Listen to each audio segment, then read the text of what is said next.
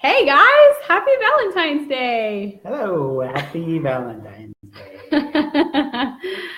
Thanks so much for those of you who commented on my Facebook post about just spending a little time with us here on Valentine's Day. We're excited you guys could join us. For those of you who don't know my husband, this is the amazing hot guy behind me that lets me soar as high as I want to and believes in me, and who I cherish and love so much. And this is my Chadwick.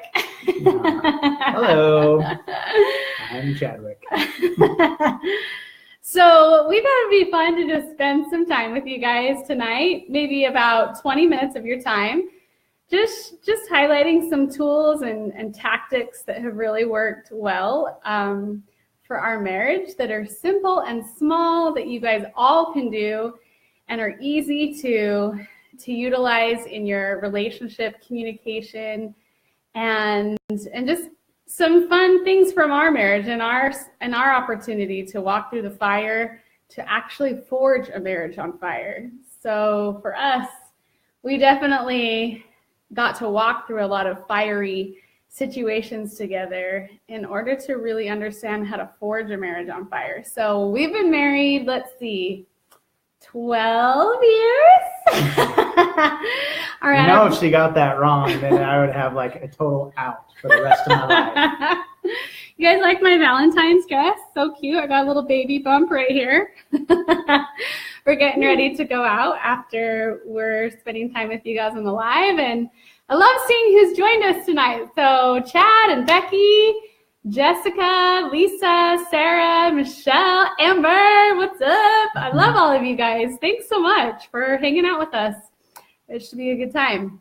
So we thought we'd have some fun with you guys and share with you our very first Valentine's.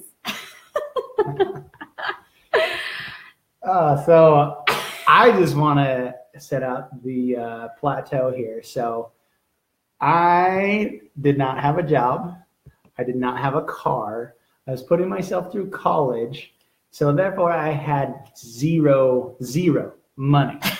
Zero money. Let alone let's see here, April and I had been dating for a little bit, like a couple months. Mm-hmm. I took her, or she came and visited me up in Washington. So our relationship kind of, it was evolved a little bit more than those that know the Provo dating scene. I'd say it was a little bit more than just making out.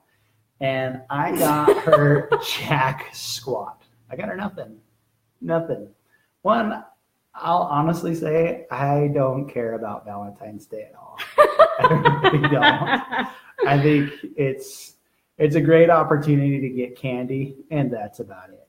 But so I got April nothing for Valentine's Day. 9 o'clock, that's of course 9 o'clock at night. That's when things start getting rolling. And she comes over to my house and she's like, "What are we doing for Valentine's Day?" I'm like, "I don't know." She really, I don't know. And then she takes her Valentine's card that she got me and throws it at me. Yep, I was pretty upset that he had nothing planned. So you can see Valentine's didn't start out very fun for us. But I will have this. Because the bar was set so low from the very beginning, I could say, you knew I was like this before you married me. So I want to say I was smart in planning this. Not really. I just didn't have any money for Valentine's Day. So. Yeah, we were just poor kids going to school. Chad was at UVSC when it used to be called UVSC in Provo, Utah. And I was at BYU, and we went snowboarding like every weekend, and Valentine's Day came, and I'm a quality time love language. And so it was a big deal for me to think that Chad had planned something fun, but he didn't plan anything. Nothing. Well, what I had planned was my love language was, physical touch and, yeah. So that didn't work out either. That didn't happen either.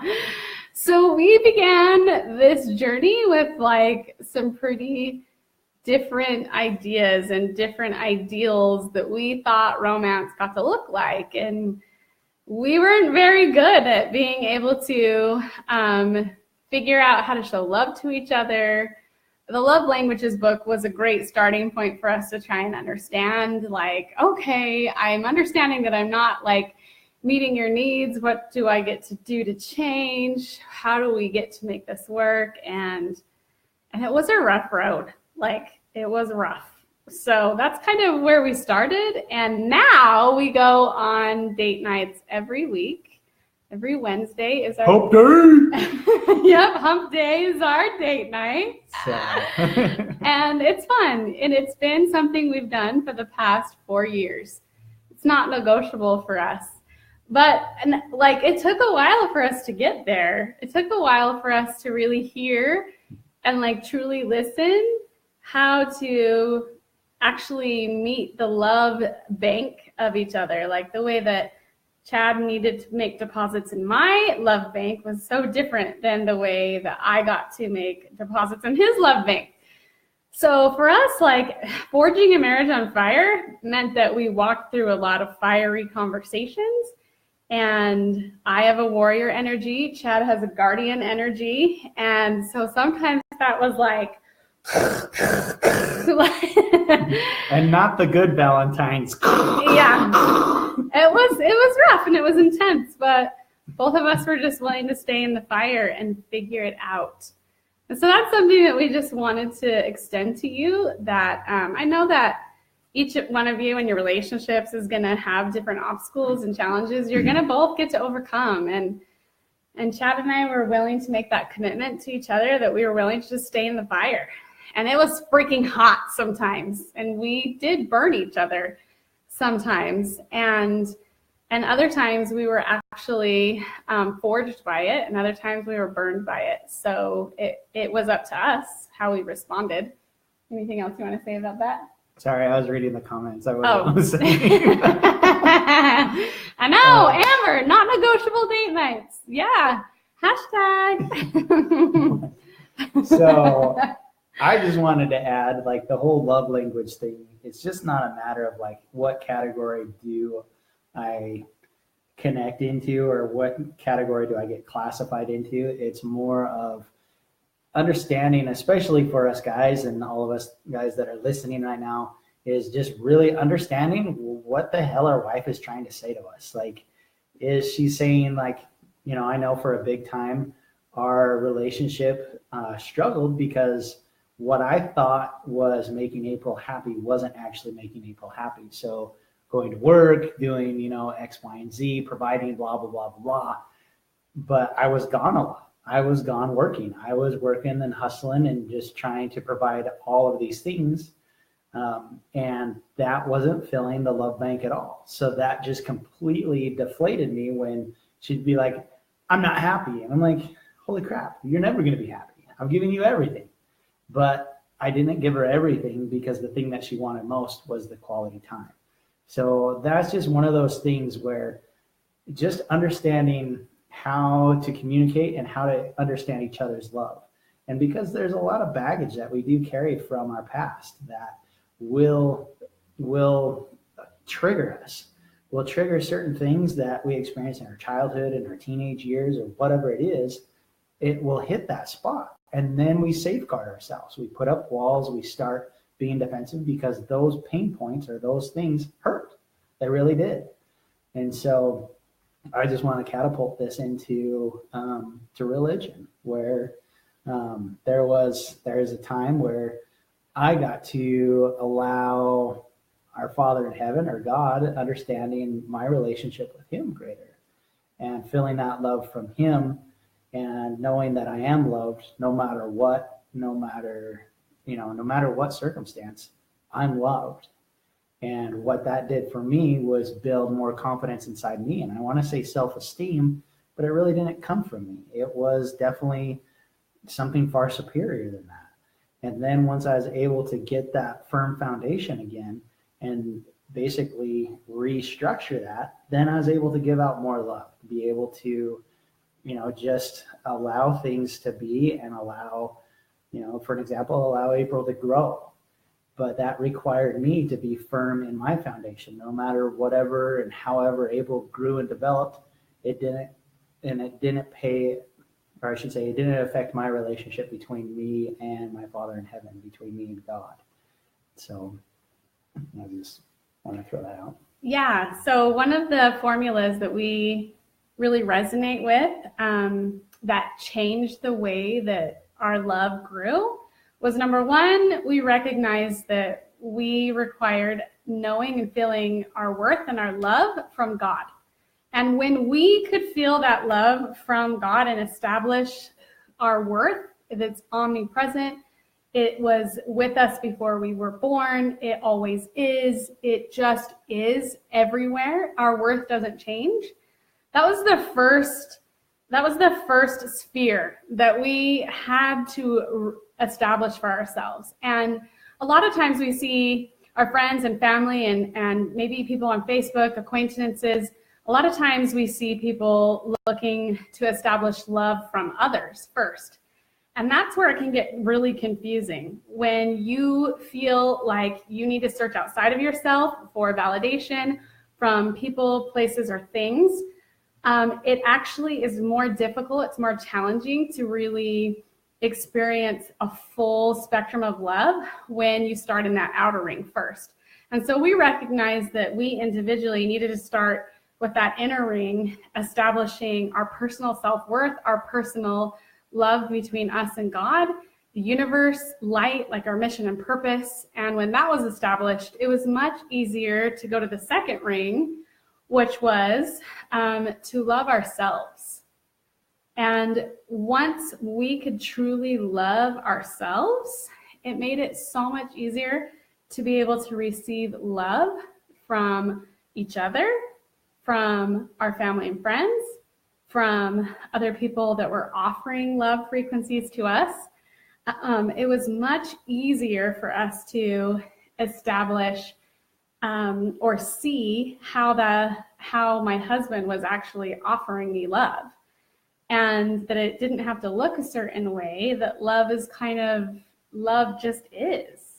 And so that's one success formula that we wanted to offer you tonight, is instead of looking at it from, the outside coming in, we just invite you to consider establishing more opportunities to examine that love with your God, with your higher power. For us, that's Heavenly Father. And then really understanding how to love yourself. And then it makes it easier to actually receive all the faculties, all your receptors in your body and your in the way that you see others. You can actually receive what they're actually offering you once those spheres are established. And when Chad and I were both willing to do that, that's what really shifted our marriage. That's what really changed the game for us. When we individually had self-worth and felt that secure love from God and for ourselves, I think there's such wisdom in the commandment, love thy neighbor as thyself. So for us, that was really important for us to figure out how to feel love from God, and then how to really love ourselves so that we could really truly love and receive love from especially each other.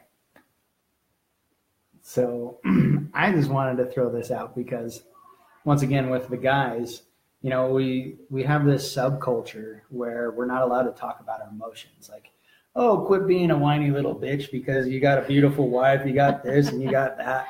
But in reality, though, if we're just not happy, then we got to figure out the way to fix it. And the way to fix it is actually communicating about it. You look into well, why am I this way? Why am I doing these things? I know a big thing for us guys is being intimate with our wives, is the physical touch. And, it's not bad. It's one of my favorites. It's awesome. But where I'm wanting to go with this is because of my mechanical mind and how it thinks is why do I put so much thought and, I don't want to say effort, but just put so much power into why this is important? Like, why is this like, oh, like if you do this, you're gonna get laid. You know, it's not just because the actual act, but it's that moment of, you know, I can say this is for me, it's just like I have 100% of April's attention. There's nothing else going on. There is nothing like, and it's that moment where I feel praised. And being that praised and having those emotions of just being praised of like, this is your pure moment of just like, all my attention's on you, nothing else, blinders on, just you. And I want to only be with you. That's, you know, I can say honestly for my emotions, like that's the biggest part of it, because, you know, and then everything else is just like hamburger helper according, you know, like left of that. Because if you don't have that actual engagement where, you know, it's like, you know, here's my wife and I have 100% attention. She's the mother to my children. She's my queen. She's my eternal companion. And that's what's going to build upon your relationship, is allowing and helping, you know, individually, like why does it have so much power for you? Like, why do the things you do or desire the most have so much power? Like, that's just something that I want to challenge. Like, put that out there. Like, really look at it, really think about it. Like, why is it so important that I have this? Why is it so important that it looks this way? And then you can start simplifying it to its purest form of like, okay, it's because these three things added up create, you know, the need of feeling loved. So just a little challenge. I hope that made sense, but that was kind of a curveball, April. That's great. Didn't know where I was going with that. So lastly, we just thought it'd be fun to share with you what it looks like for us each week on date night. And we do this little check-in for love. And one of my clients actually created a PDF a year and a half ago. So if you want the PDF, just let me know, like put a comment here in the Facebook Live, and I'd be happy to send you a copy of the check-in for love. And this is something we do every week. This is also something that we've adapted and used with our children. So you can use it in a couple of spaces of those relationships that are really important to you. But one of the first questions that we like to ask each other is, on a scale of 1 to 10, how loved are you feeling? Yeah, so on a scale of 1 to 10, how loved are you feeling? 1 being nothing at all, and 10 being like super awesome and fantastic. And hey, Brett, I'm so glad that you are here. And Sarah and Brittany, yes, I would be happy to share this with Chad. you guys. And Chad, of course. I laughed at the hamburger helper comment. I did too. I was like, that's funny.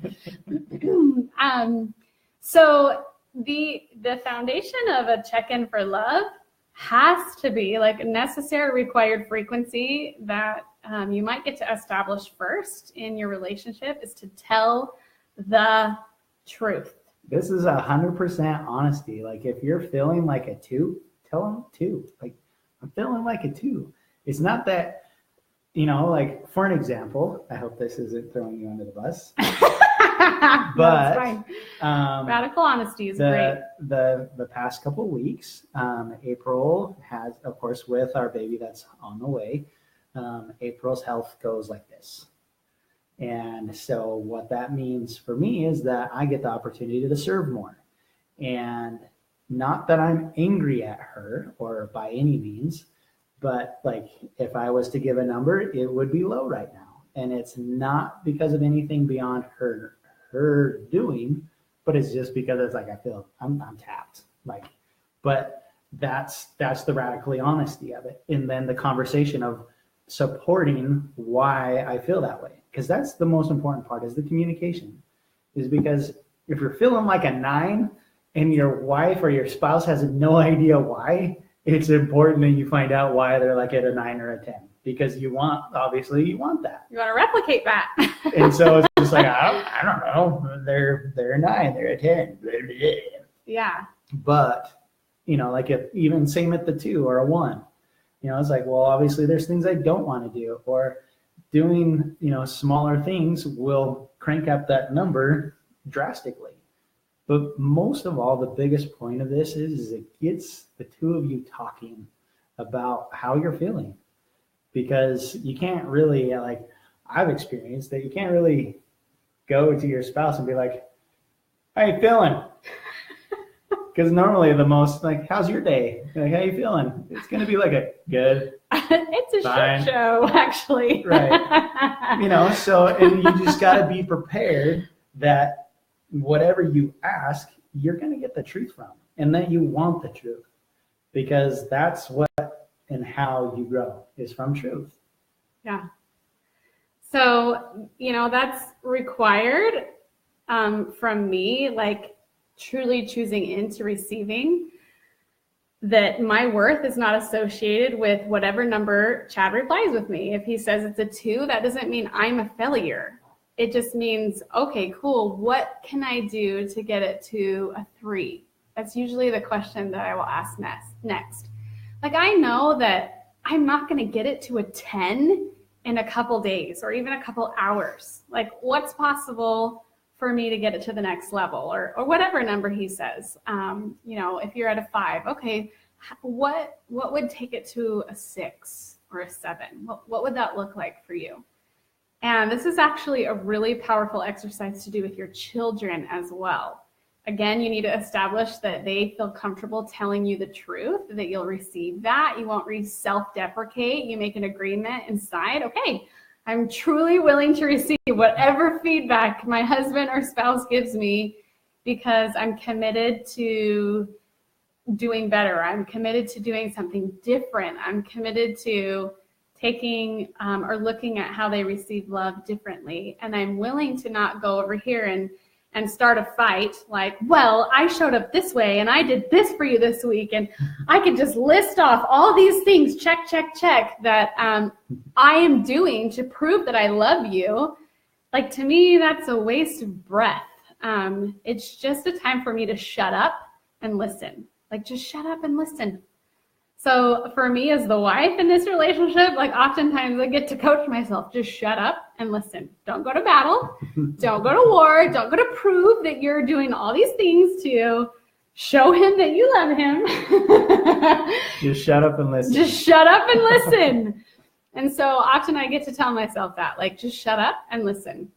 And so on that note, I just want to add, on the coattails of shut up and listen, make sure whenever you're doing this that you guys are eating or you have eaten.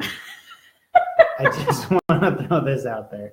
There's no point of even battling with the hangry in our relationship, and this works all the time. That's so funny. All the time. Yep. Is when April is pissed and I don't even know what. Don't even know. Here's a sandwich.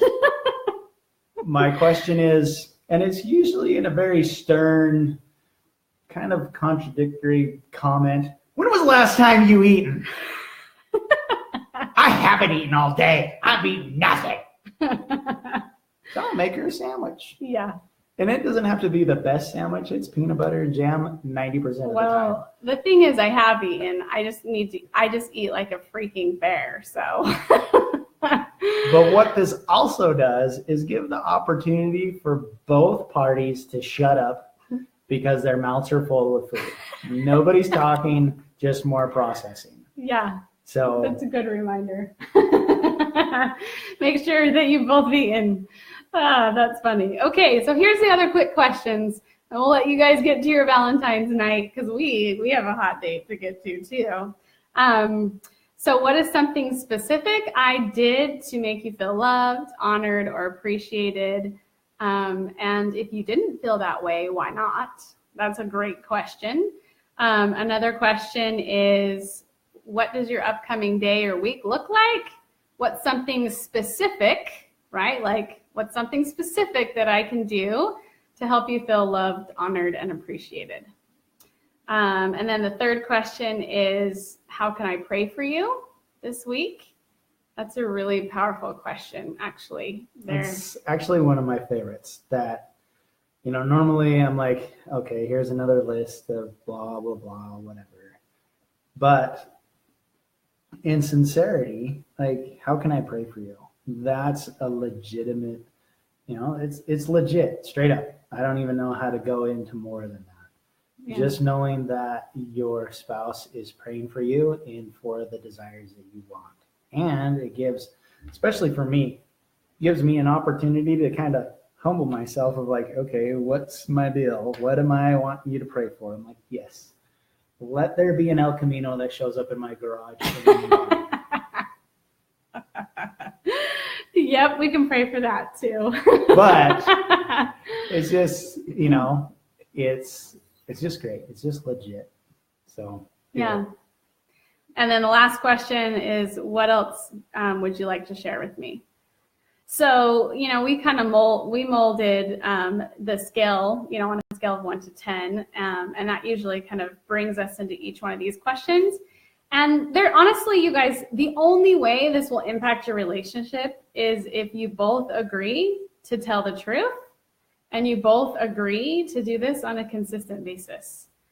So each Wednesday, we pull out the questions and we go through them together, not because it's just a good thing to do for our relationship, but because we are in a high agreement with one another that we're committed to our love, we're committed to our relationship, we're committed to the feedback, and we give each other full permission that we're open to that feedback to truly establish progression.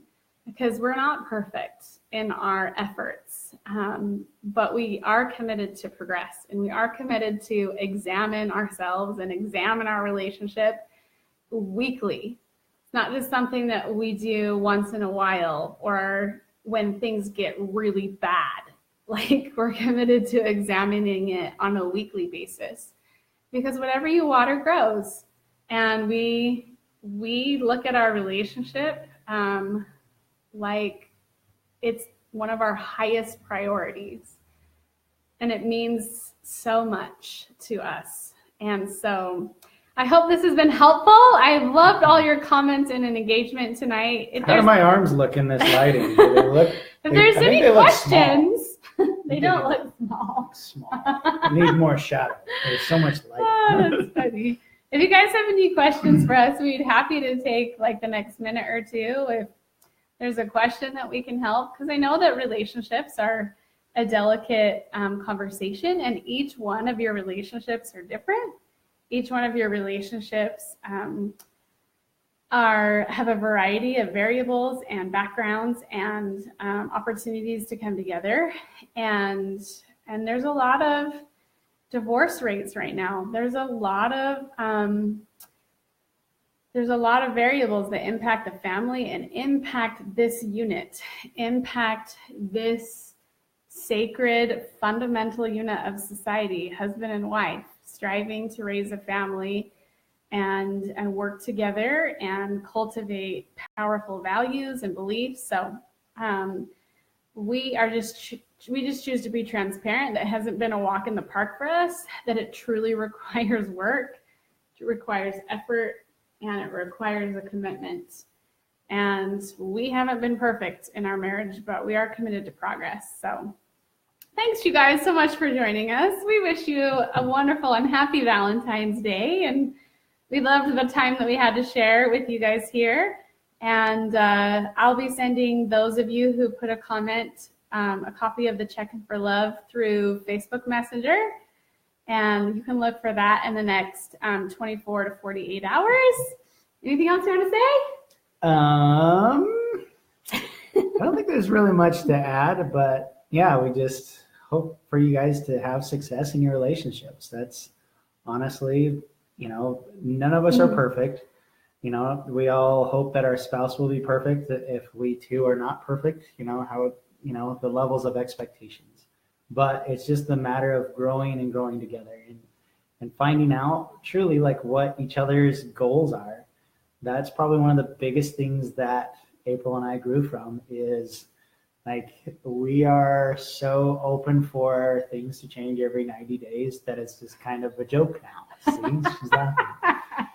But that's just our roller coaster, because like we set out these unrealistic expectations of what we think it should look like.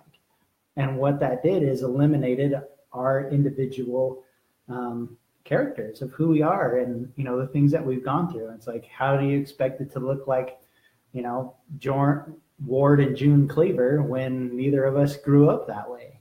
It's not expected to be perfect.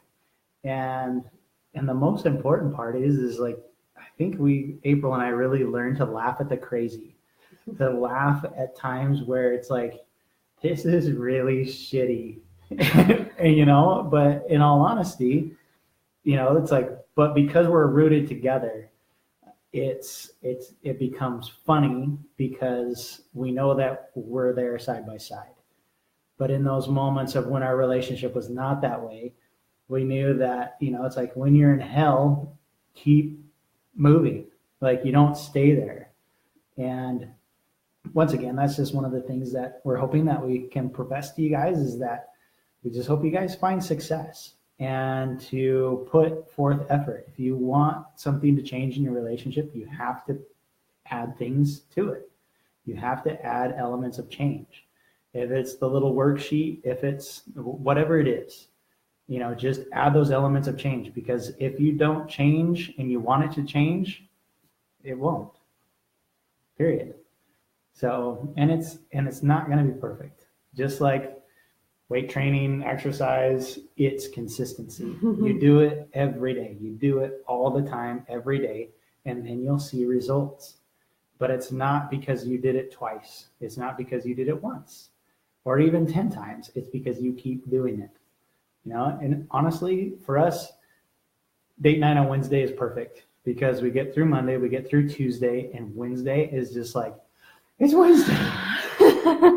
Good. I know what's going to happen tonight. We're going to go out and we're going to talk. Well, I wish it was every hump day, but what I'm saying is it just breaks up the week, and you can put that solidifying of like, hey, we're going to get some opportunity to talk. If Monday was a wreck, Tuesday was a wreck, and then Wednesday we're like, anyway. Yeah. But in conclusion, that's all we got. So something kind of fun, really, really quick. We had an idea pitched to us that it would be fun to do a couples Valkyrie, where we go through some intense breakthrough like we do with the women at our business summit, but it would be focused on couples. So if you have any feedback for us, or if you have any other further, I love the stream of hearts.